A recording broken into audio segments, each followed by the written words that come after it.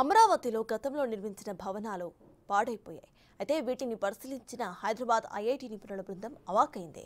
NGO నివాస సముదాయాల్లో ఇనుప చువ్వలు భారీగా తుప్పుపట్టిపోయాయని, వీటి విషయంలో ఏం చేయాలి అనేది ఇప్పుడే చెప్పలేమని నిపుణుల బృందం తెలిపింది. చువ్వలను పూర్తిగా తొలగించిన తరువాత లేదా శుభ్రం చేసిన తరువాతే పనులు ప్రారంభించాల్సి వస్తుందని అభిప్రాయపడ్డారు.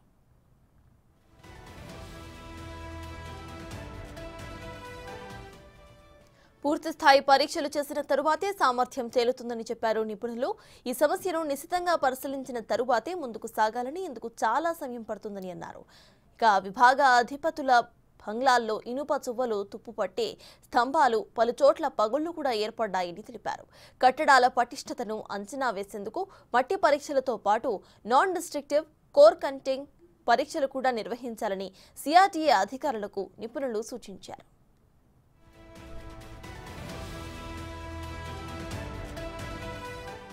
గత టీడీపీ హయాంలో ప్రారంభమైన చివరి దశలో ఉన్న నిర్మాణ పనులన్నింటినీ కూడా వైసీపీ ప్రభుత్వం నిలిపివేసి వాటిని పాడుబెట్టింది. అయితే ఈ కట్టడాల పటిష్టతను నిర్ధారించేందుకు ఐఐటి బృందం రాజధానిలో పర్యటించింది. తొలుత ఈ బృంద సభ్యులు సిఆర్డీఏ ఇంజనీరింగ్ అధికారులతో కలిసి ఎమ్మెల్యే, ఎమ్మెల్సీ క్వార్టర్స్లో పలు టవర్స్ను పరిశీలించారు. ఆ తర్వాత మోడల్ ఫ్లాట్స్లో సిఆర్డీఏ అధికారులతో సమావేశమయ్యారు.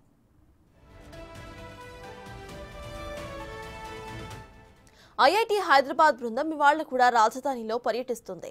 అమరావతి డెవలప్మెంట్ కార్పొరేషన్ లిమిటెడ్ చేపట్టిన పనులను పరిశీలిస్తుంది. రోడ్లు, వంతెనలు, విద్యుత్, కమ్యూనికేషన్ కేబుల్స్, డక్టల్ సామర్థ్యాన్ని నిపుణులు అధ్యయనం చేస్తారు. అయితే మరోవైపు జిఏడి టవర్స్, శాశ్వత హైకోర్టు పునాదులు, డ్రాఫ్ట్ ఫౌండేషన్ పనులను కూడా ఐఐటి నిపుణుల బృందం పరిశీలిస్తుంది. We have just come to the site. We are yet to see the buildings. So it's a little premature to be talking about the stability of the buildings. We'll certainly evaluate everything. We have a good team. We'll be working with APCRDA and we'll submit a report on whatever our findings are as relates to the stability of the buildings, whatever is the state of the buildings, and as to the completion, further completion for whatever intended function of these buildings. Primarily on the state of the buildings as they exist today. What is the fastest that we can get them occupational, and whatever needs to be done in the form of rectification.